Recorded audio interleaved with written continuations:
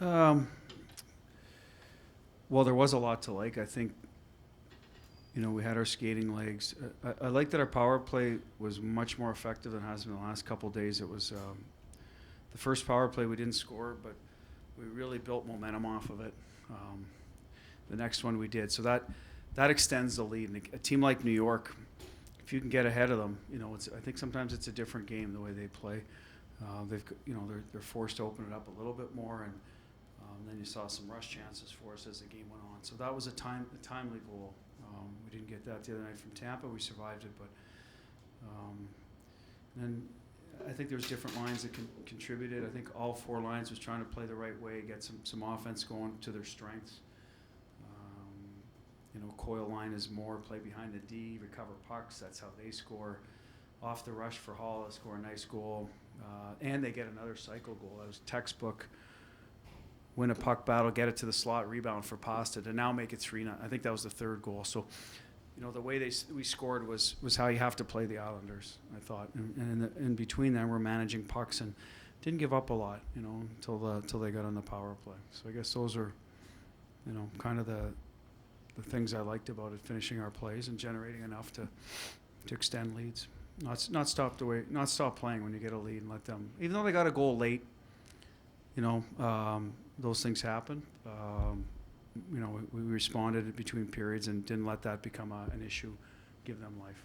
What's allowed the Hall line to 5-on-5 generate a lot more goals the last few games? I know that's something to focus on. Well, I think they can all make plays. Two goals, two completely different ways, which as a coach pleases me because I think they've been more of a line rush line, so that the goal Halla scores, you expect those guys to make those plays. Taylor makes a good play in the neutral zone, always good between the Blues with the puck. Pasta is a threat to shoot, threads the needle, but the cycle goal to me is encouraging because that's playoff hockey a little bit, where you got to teams tighten up a little bit, don't give you those line rushes, and they were able to win a puck battle, support it well, get it to the net, score in a second chance when the goalie's down. So what's allowed in the last few games, they're good players. They're going to have stretches where it goes well for them. Pucks are going to go in, and other times it's not. But it should, when it doesn't last long, that's a good sign. And that's been a lot of Pasta's second half of the year, right? Marcia went in a bit of a funk, and then he's come out of it now. So now you got two lines, and all of a sudden the Coil line, which to me has been very consistent, seems like for a long time. So 3 different lines that can score, that gets dangerous. I know he kept playing. Did it look like Pasta tweaked something there in the third period? No, I don't think so. He, what game was it? It was Winnipeg, right? That goalie exchange. He's been fighting through that, but he hasn't missed any practice or game. So I don't know if that. I thought a cross-ice pass from McAvoy in his own zone got him right in a bad place, if you know what I mean. I believe you, Mick. I believe you, Nick. Sorry, I believe you. I'm not questioning anything. I don't have a good answer, I guess. So I appreciate you stepping in for me.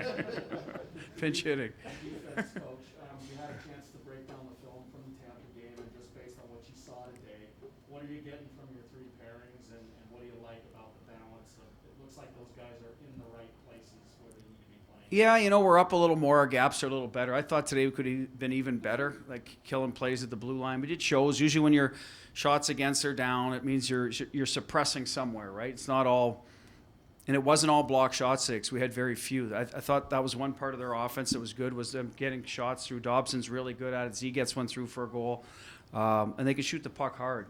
So that was an area that, if anything, we could have been tidier on, but it usually means then we're protecting the slot, which is what we like to do first anyway. So gap control has been good. I thought our neutral zone transition, they're cleaner. Lindholm's obviously helped us a lot in that regard. He's a pretty smooth hockey player, sees the ice well. And even our ozone blue line today, we had a little more confidence making some plays because they do collapse, using each other, finding a high guy, keeping plays alive by moving our feet.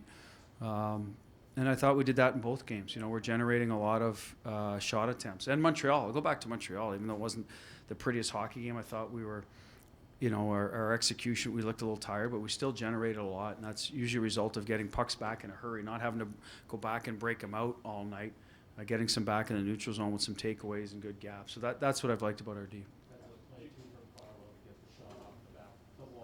You know what? We talked about, when we were up in New York the last time, they do front and block a lot of shots. I mean, they're a very good team that way. They're playoff battle tested. Usually have to be that way. So we talked about that. Sometimes if you don't see a lane off the end boards, it's not a bad play. But he was not trying to go off the end boards there. I think his stick half kind of the flex left him on that one. So it worked out. It did. It did. So let's say he did, any thoughts in the back there? What happened there? No, we're good. So I think, honestly, he was trying to hit the net. It might have changed the shooting lane at the last minute. Someone comes in, but it worked out for us. Do you have the sense that Hall is starting to take some pride in that net front role that he plays now? Yeah, I called him Johnny LeClaire the other day. And for you guys that are a little bit younger, he was a big net front presence for Philly years ago. And that, it's obviously kidding, but that was a Legion of Doom and we had a good chuckle over it, but that's his spot, and that's part of the job description is hang around there. So yeah, and it's translating 5-on-5 too. He scored 5-on-5 from the front of net the other day, and now he's getting some tips, and he's still getting some chances to handle it. We're trying to build in some touches for him, but in general, that's more of a third or fourth option. But you want that job, get there, do your job, and I'm not going to take it away from you. So that was kind of the agreement we've had. I think he's been good at it, almost, basically from day one. Give him a chance to adjust to it, but it's been good. There's a milestone for Patrice today. Can you talk about what he's meant to the organization, having him back? Well, everything. 1,200. I told him, I said, we need you around for 1,300, by the way. So, and beyond. But credit to him. Not to play for one organization that long, obviously tells you a lot about both sides, right? He loves it here. We love having him. Listen, we've talked about what he does for the team all day long. Both sides of the puck, leadership on the ice, in the community. To when him and Steph, when new wives come into town, how they welcome. It's up and down the list. So can't thank him enough for how he's helped me, but. Real happy for Patrice and having him back in the lineup. Is there such a thing as a symbolic when considering the series last year and then the Islanders beating you guys twice already this year and how they've been playing? Is there symbolism? I think it was an important game for us to put our best foot forward. We did not in the previous two. I'll say the first one, I thought our effort was there. We were just that was just the last game, I think, before our shutdown. Guys were leaving our dressing room that morning with COVID, testing positive. We had some guys that were not feeling well. The last time up there, we'd started to play better and didn't do enough to win, obviously. So, listen, we got pride too. We've matched up against them last year. We want to show them that we're a better team. I think we're more of a complete team now in terms of personnel, our roster, than we were earlier in the year. So this is a little more what we look like. So I was glad our guys, took it to heart this year. This time of the year, sometimes teams getting up for certain games can be a challenge in kind of the dog days, and so for us today, I think that had something to do with it. You challenged the grit of this team from both nets, 50-50 plays, particularly against this opponent. Is that something that you look for, and what have you seen kind of generally over the stretch where you've played much better hockey? Well, you have to against this team. You have to win puck battles. Look at Marshy's goal, right? Second effort from DeBrusque to create a loose puck. The Pasternak goal, he wins position in front, but Taylor Hall starts by winning a battle there. You can't beat the New York Islanders by playing I don't want to say soft game, but a passive. You need to win races. You need to win puck battles. You need to get inside. And, we were able to do that tonight. And then in general, I think against Tampa, we've talked about their D. They've been hard on us. We were able to do it the other night. So I think we're getting some of that mentality, and some of it is adding guys into the mix they're good at that, and finding some chemistry on the lines. Some bigger bodies. Even though the fourth line didn't score, they're generating some of those. They're wearing teams down too. And a guy like Freddie, look at the game he had tonight.